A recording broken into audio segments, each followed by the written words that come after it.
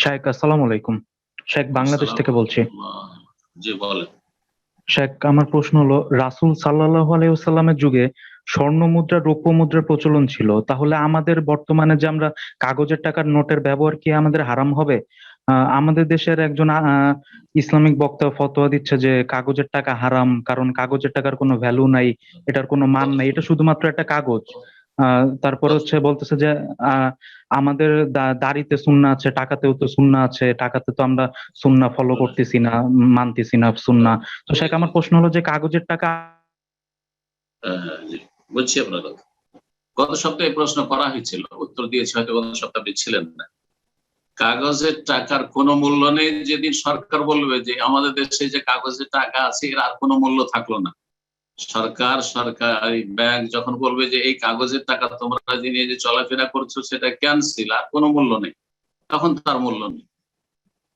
আচ্ছা, যারা বিদেশ থেকে ড্রাফট পাঠাচ্ছেন, এখন তো এখনো আপনি টাকা পাঠালে একটা পেপার দেয়, প্রুফ, আপনাকে পেপার দেয়। একসময় হয়তো ড্রাফট হইতো, চেক হইতো, এই চেকটার কোন মূল্য, সেটা তো কাগজ, কিন্তু তাতে 5 লাখ টাকা লেখা আছে। এখনো দেশে চেক দিচ্ছে না, আপনি কাউকে টাকার চেক 5 লাখ 10 লাখ টাকার চেক লিখে দিলেন। এই যে চেক লিখে দিলে, তুমি চেকটা ভাঙিয়ে না, ও যদি বলে যে না তোমার এই চেকের কি মূল্য, এটা তো একটা কাগজ, মানছেন না মানছেন না, এগুলো মূর্খ লোকদের কথা। এটা কোনো ইসলামী বক্তারও কথা নয়, আলেমের কথা তো নয়।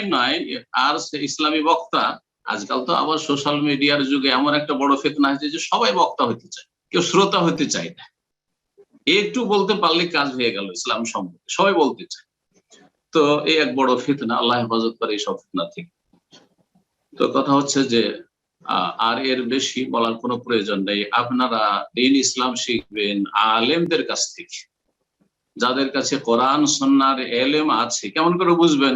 আপনার ওজন করার ক্ষমতা নেই যে কার কাছে কতটা এলেম আছে, কিন্তু আপনাকে অবশ্যই জানতে হবে যে তার ব্যাকগ্রাউন্ডটা কি, তিনি কোথা থেকে লেখাপড়া করেছেন, এবং তার লেখাপড়ার উৎসটা তৌহিদ সুন্নাহ ভিত্তিক না শিরক বিদআত ভিত্তিক, না স্কুল কলেজ ইউনিভার্সিটি থেকে পড়ে এসে বড় বড় ইসলামের লেকচার দেওয়া শুরু করেছে আর ফতোয়াবাজি করা শুরু করেছে। এই বিষয়গুলি তো বুঝতে পারবেন ভালো করে। যেমন শরীরের চিকিৎসা করতে গিয়ে ডাক্তার আমরা ভালো করে বুঝতে পারি, যে কোন ডাক্তার কাছে কোন রোগের জন্য চিকিৎসা করাবো, আমরা যথেষ্ট বুঝি। কিন্তু ইসলাম সম্পর্কে যেহেতু বেশি গরজ করেন না আপনারা, সেই জন্য বুঝতে পারছেন না। গরজ করলে বুঝতে পারবেন। আল্লাহ যেন বোঝার তৌফিক দান করেন। জি।